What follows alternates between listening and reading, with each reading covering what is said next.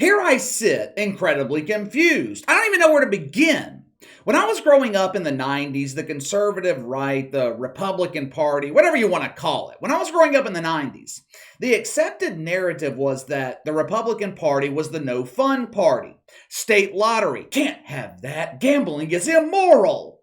Casinos, we can't have those. Parents will slide their mortgage into slot machines.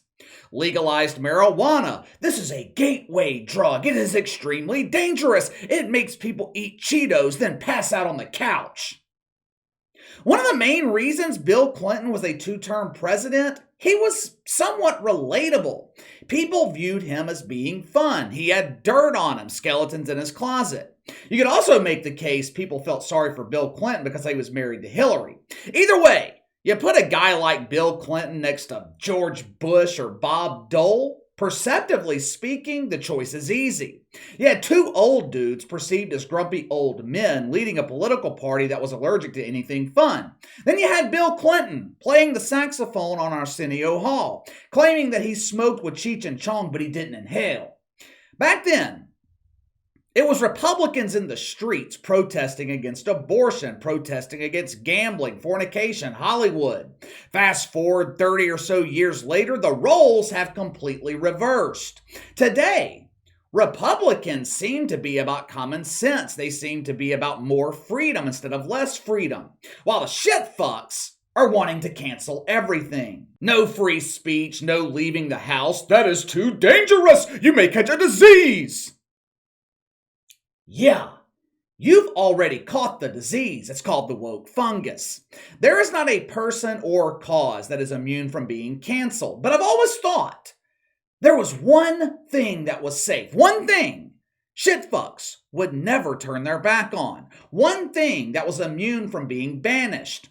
I'm talking about the object of their devotion. KC, are we talking about Rachel Levine? No, don't get confused. Rachel Levine is the object of their affection. Lonely shitfucks love a sexy woke woman. I'm referring to their deity, their object of worship, the woke oak tree. As you guys know, anytime a shitfuck sees an oak tree, they immediately assume the position of fellatio. They go to the tree for guidance. Relationship problems, pray to the oak tree. Financial problems, pray to the oak tree. Cucumber shortage at Woke Mart, pray to the oak tree. That is no longer the case for students at Stanford University. They are extremely pissed off with the administration. They feel their religious freedom is under attack. Why? Administrators at Stanford have indefinitely suspended the tree. I'm being serious here. This is no laughing matter. We are nearing the end of the semester. Students will be heading into final exams without the guidance of their object of worship. Administrators at Stanford convicted the tree of violating the woke commandments. Now I know. How can the oak tree violate commandments that it created?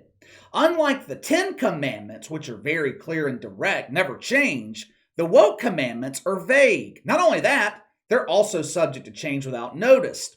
For decades, the tree has been the mascot at Stanford. You'll see it on the sidelines at football games, shaking its leaves, dropping acorns on the heads of lonely young men. But we won't be seeing the twerking tree for the remainder of the season. Administrators at Stanford have essentially chopped the tree down to a stump. Why? Check it out for yourself. As you can see, Oscar the oak tree is holding up a sign that says, Stanford hates fun. Now on the surface, this might seem like college kids having a good time poking fun at the university, but those 3 words carry a lot of truth behind it. All semester, there has been a shitstorm brewing at Stanford between the students and the administration. According to the student newspaper, the Stanford Daily, there is a war on fun going on at Stanford.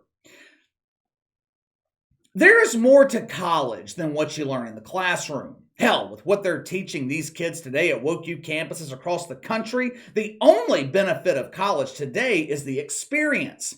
You learn more about yourself in those 4 years than at any other time in your life up until that point.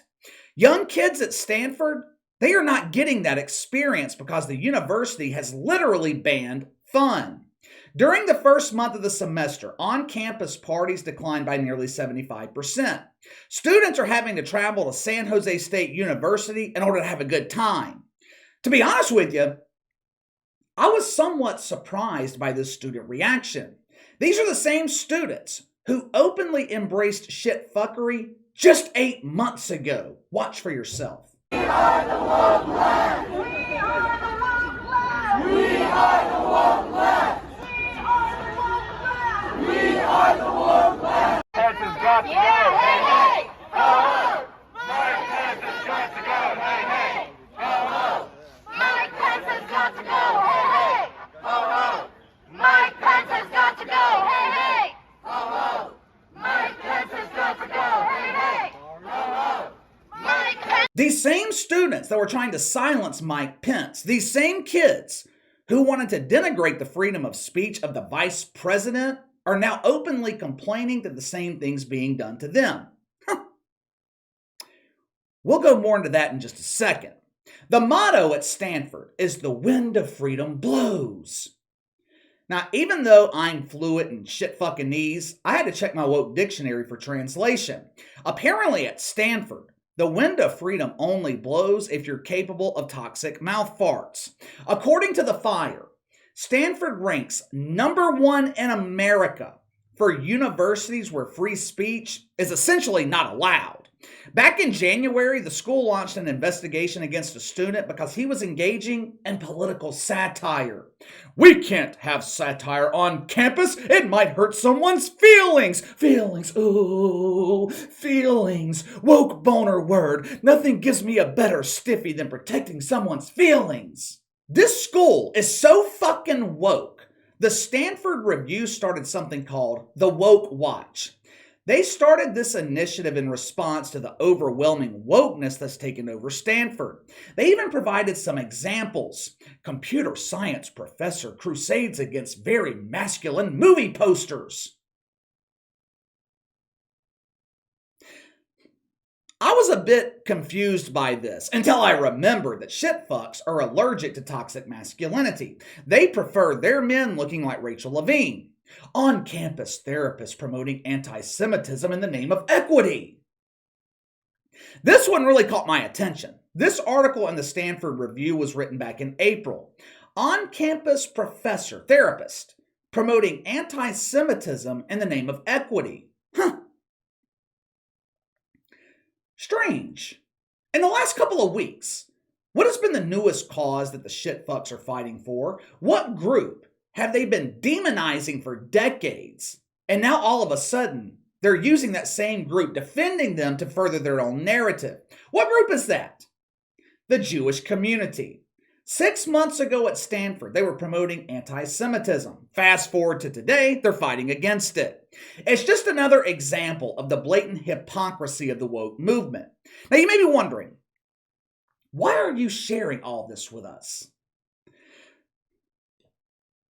Because this perfectly illustrates why this movement does not work. It's unsustainable. This right here highlights the hypocrisy behind this movement. I'm sure not all kids at Stanford identify as a shitfuck. I'm sure there are some who identify as a wallflower. I'm sure there are others who identify as a wig aspiring to be selected by Joy Reid. Some might even identify as brooms, hoping to provide transportation for AOC. A small percentage, very, very small percentage, could be considered normal kids, kids who will eventually grow up and be like the rest of us. But for the most part, I would imagine Stanford is full of identifiers, aspiring shitfucks, kids who happily promote mythical racism, kids who did as they were told and followed the science, kids who believe in diversity, equity, and inclusion. But look at what happens when the policies, the narrative they promote, look at what happens when it starts to directly affect their day-to-day lives, affects them personally. All of a sudden, Stanford is no longer fun. All of a sudden, when party life is restricted, to prevent the spread of the Fauci, these kids are no longer as supportive of the cause. Life at Stanford right now, it is a microcosm of what life would look like in America if this movement took control. One student told the Stanford Daily, "I feel like I'm being audited by the IRS when I get a cup of tea." The marching band at Stanford is known for being goofy during performances, but Not anymore, no more fun. The administration has taken complete control over the marching band. How are these policies working out? One way to judge the spirit of a college campus is attendance at football games. Auburn, for example. Auburn is absolutely god-awful this season, but people are still packing the stadium on Saturday afternoons. Check out this overwhelming crowd, this overwhelming spirit at Stanford.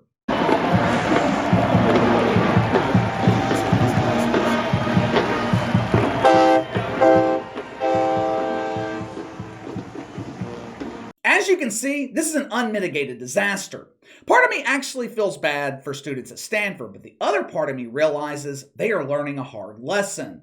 This movement seems very appealing on paper. Anti-racism, girl power, diversity, equity, inclusion.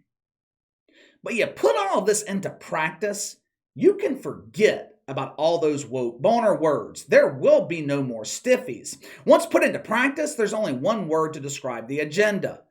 Misery. But let me know what you think. Students at Stanford at war with the administration, claiming they're against them having fun. Are the students getting what they deserve for promoting this movement, promoting wokeness? You let me know. Sound off in the comments below. Make sure to like and subscribe. Click the notification bell to receive all notifications from the channel. Best way to contact me is by email at btlkc84@gmail.com, KC_BTL84 on Twitter. I'll see you guys tomorrow.